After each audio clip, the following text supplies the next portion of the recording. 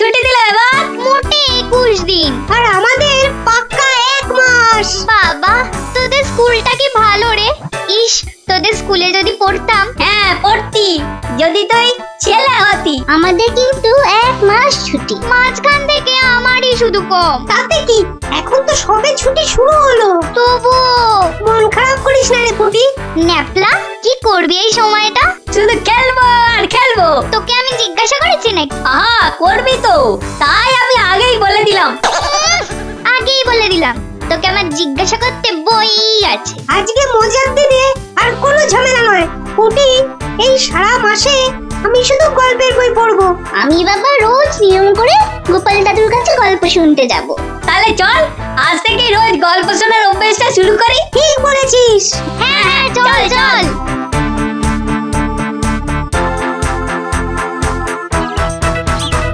দেখি রে, সবাই একেবারে সুবোধ বালক বালিকার মতো হাজির।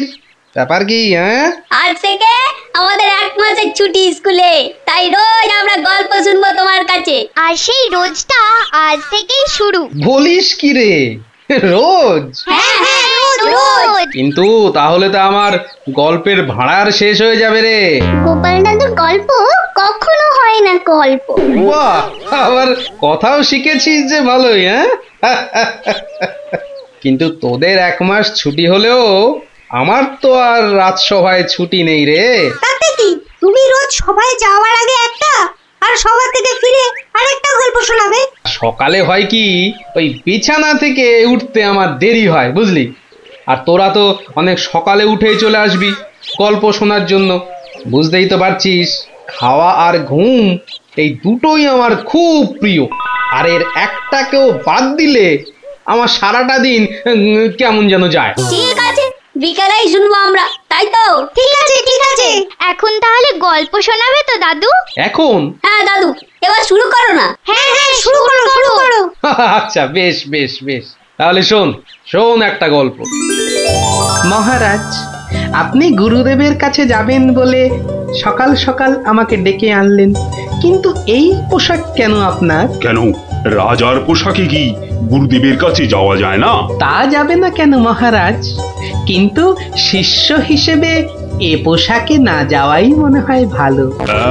কথাটা মন্দ বলনি গোপাল, কিন্তু কোথায় এখন এই জামা কাপড় পাল্টাই? কেন মহারাজ, আমার বাড়ি আছে না? বেশ বেশ, চলো তাহলে তোমার বাড়ি। বাড়িতে গিন্নি আছে তো? না মহারাজ, আমি আপনার সঙ্গে যাব বলে ও একটু ওর বাপের বাড়ি গেছে। বাবা বাবা বাবা, বউ গেল বাপের বাড়ি আর গোপাল দিল রাজার সঙ্গে বাড়ি। চমৎকার চমৎকার।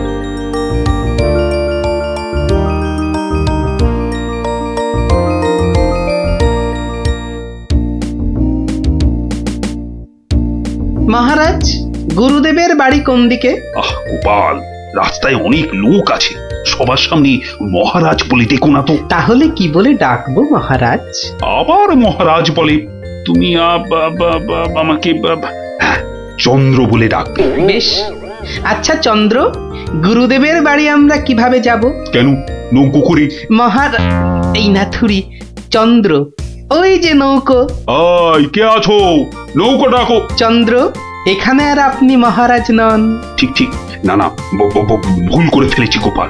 চলো চলো, আমরাই নিজেরাই গিয়ে না হয় নৌকোয় উঠি। কোন দিকে যাবে গো? বলো চন্দ্র। চন্দ্র মানে চাঁদে যাবে? ঠাট্টা করছো আমার সঙ্গে? না না, আমার নাম চন্দ্র, আমাকে বলতে বলেছে।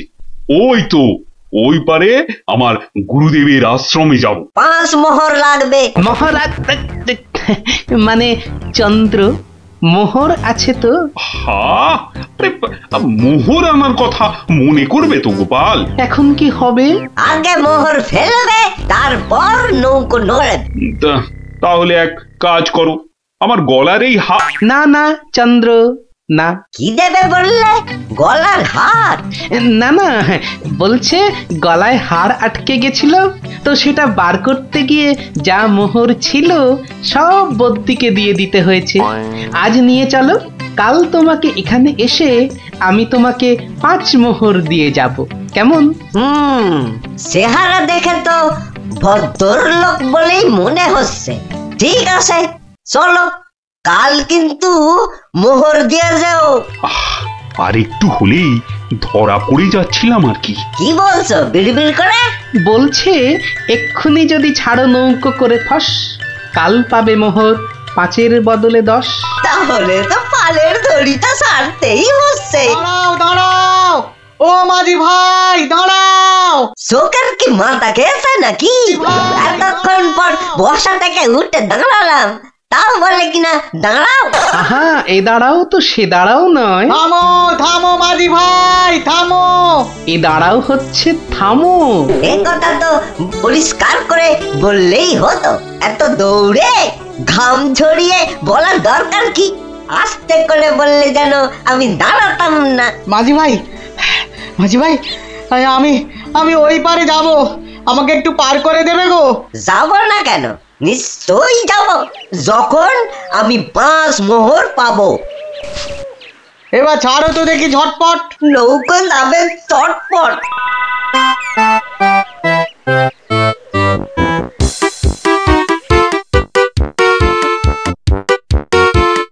হাতে দুটো হাঁড়ি, আহা কি সুগন্ধ।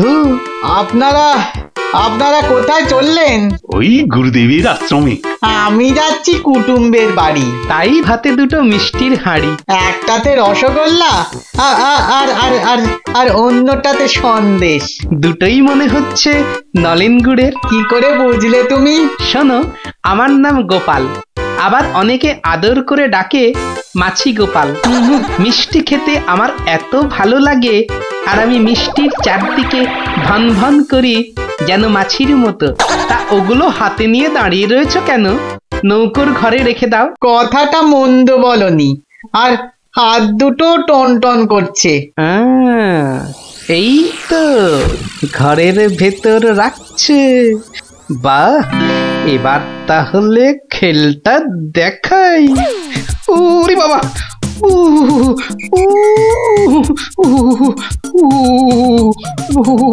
কি হলো গোপাল? মনে হচ্ছে জ্বর আসছে। বাবা, হঠাৎ করে জ্বর চলে এলো? এতক্ষণ রোদে দাঁড়িয়ে রয়েছি না, মনে হচ্ছে সেজন্য। নৌকোর ঘরের ছায়ায় গেলে মনে হয় কাঁপুনিটা কমবে। ও, তাহলে যাও, নৌকোর ঘরের ভেতরেই যাও। হ্যাঁ, তাই যাই।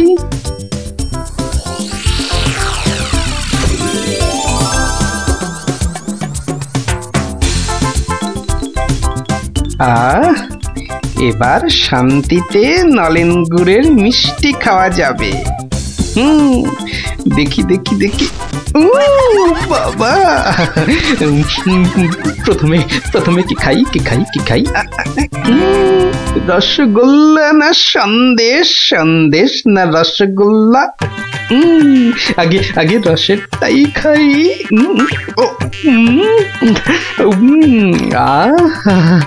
অমৃত। এবার সন্দেশ চেকে দেখি।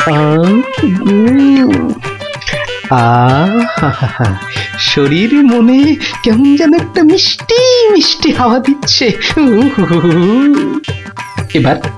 এবার আবার রসগোল্লা, একটা সন্দেশ। মনে হচ্ছে যেন নলেন গুড়ের পুকুরে ভাসছি।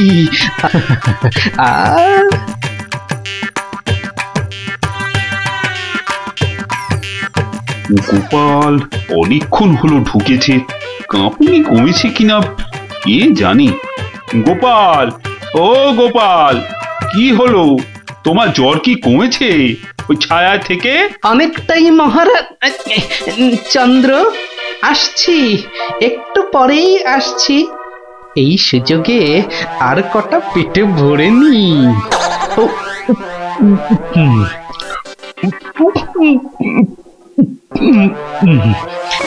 রে, রসগোল্লা যে শেষ, গোটা কুড়ি সন্দেশ পড়ে আছে।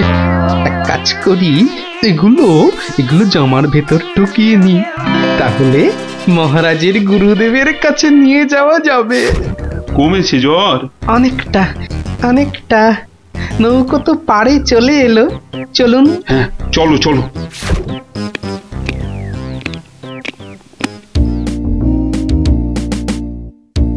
মহারাজ, গুরুদেবের কাছে যাচ্ছেন এতদিন পরে, অথচ কোনো মিষ্টি হাতে নেই, এটা কেমন লাগছে দেখতে?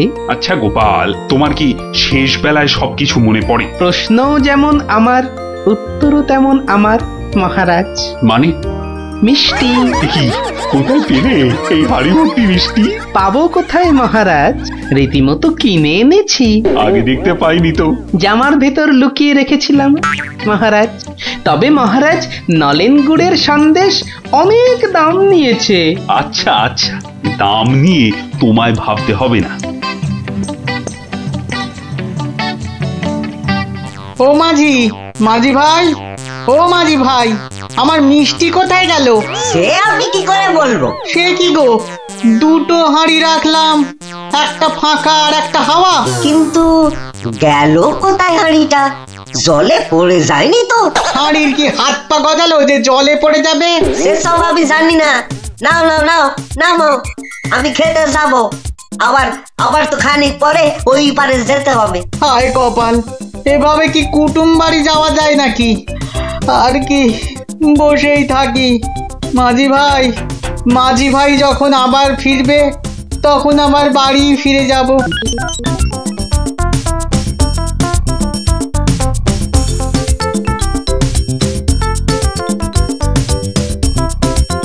তবে গোপাল, তুমি যা মিষ্টির খেল দেখালে, তার কিন্তু জবাব নেই।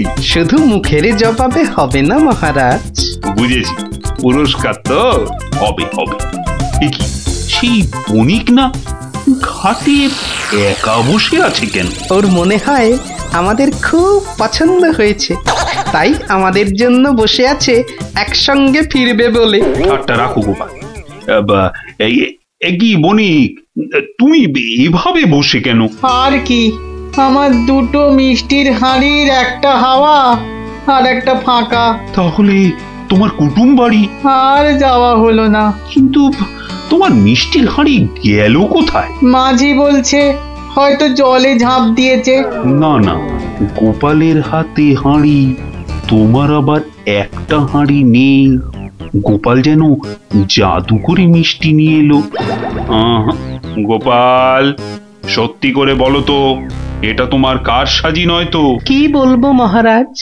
মহারাজ, নলেন গুড়ের গন্ধ যে আমাকে পাগল করে দিয়েছিল।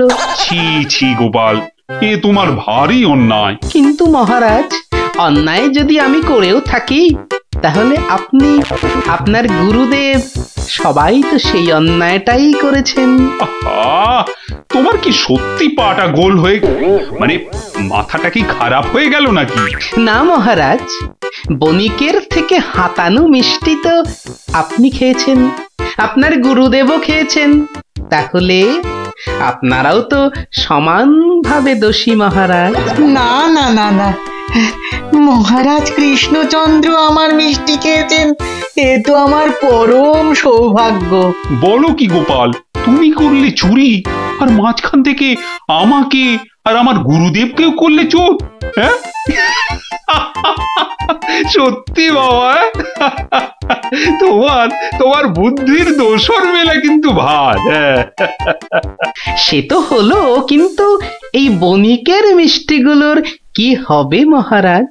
এই নাও বণিক, এইটি রাখো। আশা করি তোমার মিষ্টির কয়েক গুণ দাম তুমি এর থেকে বেশি পাবে। ছি ছি মহারাজ, আমাকে আপনি ছোট করছেন। রাখো বণিক, রাখো। সেরকম হলে এই হার বাড়িতে ঝুলিয়ে রাখবে। কৃষ্ণনগরের মহারাজ কৃষ্ণচন্দ্রের গলার হার বলে কথা। জয় জয় জয় মহারাজ কৃষ্ণচন্দ্রের জয়, জয় জয় জয় মহারাজ কৃষ্ণচন্দ্রের জয়। এবার চলুন মহারাজ। হ্যাঁ চলো। মহারাজ, একটা কথা বলি মহারাজ। বলছিলাম যে, তাহলে কালকে রাজসভায় আপনার এবং আপনার গুরুদেবের চুরি করে মিষ্টি খাওয়ার গল্পটা বেশ তাড়িয়ে তাড়িয়ে ব্যাখ্যা করা যাবে মহারাজ। তুমি কি এবার সত্যি সত্যি পাগল হলে? সবাই কি ভাববে বলো তো? কিন্তু মহারাজ এইসব কথা না বলতে পারলে আমার ভুঁড়ি যে যখন তখন ফেটে যেতে পারে মহারাজ। কিচ্ছু ফাটবে না গোপাল, তোমাকে চিনি না আমি? কাল তোমাকে সবাই 2 হাঁড়ি রসগোল্লা আর 2 হাঁড়ি সন্দেশ খাও। মহারাজ ওগুলো নলেন গুড়ের হবে তো? আচ্ছা আচ্ছা, নলেন গুড়েরই হবে। জয় মহারাজ কৃষ্ণচন্দ্রের জয়। তাহলে গোপাল দাদু, তোমাকে এবার থেকে আমরা মাছি দাদু বলে ডাক। এই না না না, মাছি দাদু, মাছি দাদু। এই চুপ চুপ চুপ, সবাই শুনে ফেলবে রে। চুপ করবো একটা শর্তে। আবার শর্ত? হ্যাঁ, রোজ বিকেলে আমাদের গল্প শোনাতে হবে।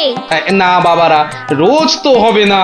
যেদিন যেদিন সভা থেকে তাড়াতাড়ি ফিরবো সেদিন সেদিন শোনাবো, বুঝলি? না গো গোপাল দাদু, সামনের এই 1 মাস তুমি রোজ সভা থেকে চেষ্টা করবে তাড়াতাড়ি ফেরার, আর তাহলেই তো আমাদের কেল্লা ফতে।